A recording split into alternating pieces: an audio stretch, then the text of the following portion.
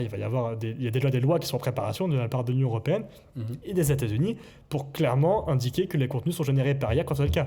On va interdire aux entreprises qui créent du contenu généré par IA de les laisser dans la nature sans qu'on puisse identifier que c'est fait par une IA. Tu vois. D'accord. Et quand tu vois du deepfake, par exemple, est-ce que t'imagines qu'il y aura peut-être un QR code qu'il faut scanner pour voir si la vidéo elle est vraie ou... Peut-être pas, peut-être plus simple que ça. Il va y avoir peut-être un petit icône. En ce moment, il y a un truc qui est à la mode, c'est une petite étoile pour dire que c'est généré, quoi. Tu sais, il y a une étoile en forme de losange.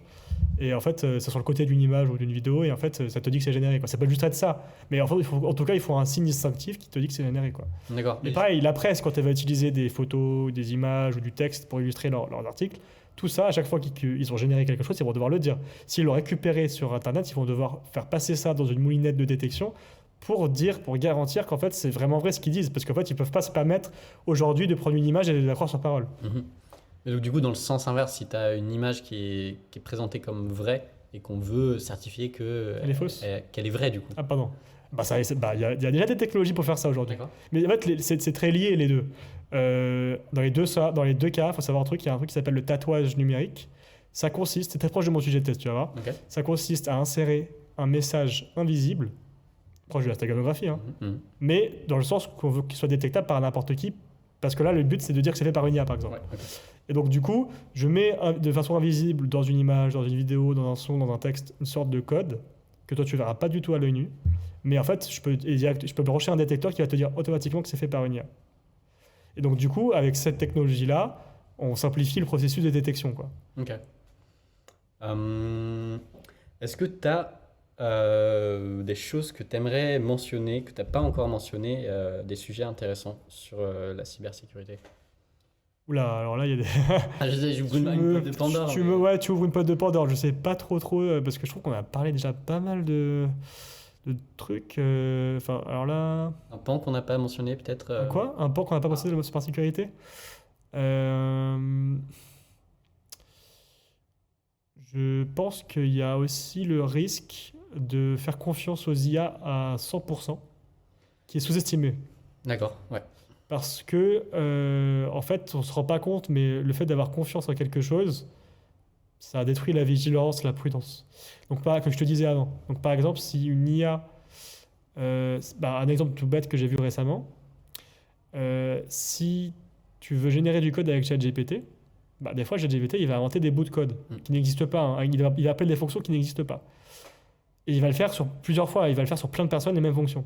Si tu es un hacker et que tu le sais, tu vas créer la fonction, la librairie qu'il faut, et tu vas créer un truc qui va en fait hacker les personnes qui utilisent le code, et sans le savoir, les personnes vont copier-coller le code de ChatGPT, ils vont faire leur produit, mais en fait, ce sera complètement hackable. Et il y a plein de petits leaks comme ça, en fait, que tu peux imaginer. Tu peux aussi imaginer autre chose. Je suis un employé, j'utilise l'IA, et en fait, ce que je sais pas, c'est que tout ce que je rentre comme données au LLM, c'est piqué par ChatGPT ou par Microsoft ou il y a quelqu'un qui peut intercepter les données, quoi. Donc, en fait, tout ce que je rentre qui peut être confidentiel, c'est volé, quoi. Et donc en fait, il y a toute une question aussi de comment j'empêche la fuite de données parce que j'ai rentré des données dans une IA et qu'en fait, du coup, mais je veux pas que ça fuite. Ouais. Qu'est-ce que tu penses de l'évolution de l'IA de manière générale? On voit qu'il y a une tendance petit à petit du coup, à faire confiance à l'IA, mais il y a une explication à ça, c'est que c'est des modèles de plus en plus larges qui arrivent à produire de plus en plus d'informations qui sont, bon, malgré le fait que tu as beaucoup d'hallucinations, ça commence à être de plus en plus correct. Ouais. Est-ce que tu as l'impression qu'on part vers une sorte de grande monopolisation de l'information? Est-ce que tu as déjà pensé à des scénarios catastrophes? Alors, vraie question. Après, moi, je vais te reprendre sur un point. Tu dis qu'on fait des modèles de plus en plus gros. Je pense que la stratégie est en train de changer.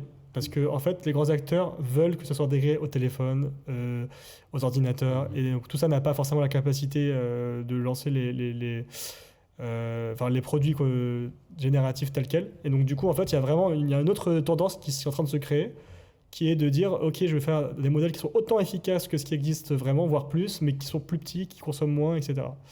Et ça va dans le sens aussi de l'écologie, etc., si tu veux. Mais, Une forme de frugalisation. c'est une forme de frugalisation parce qu'on se dit, après tout, pourquoi il faudrait autant de paramètres pour réussir à faire quelque chose? Ça se trouve, on peut être plus intelligent. Et notamment, Mistral font ça, par exemple, avec leur dernier modèle, ils ont inventé un truc qui s'appelle les Ministral. Et en D'accord. fait, l'idée, c'est de dire que voilà, j'ai un modèle qui est beaucoup plus efficace que le tout premier qu'on a sorti, le premier Mistral.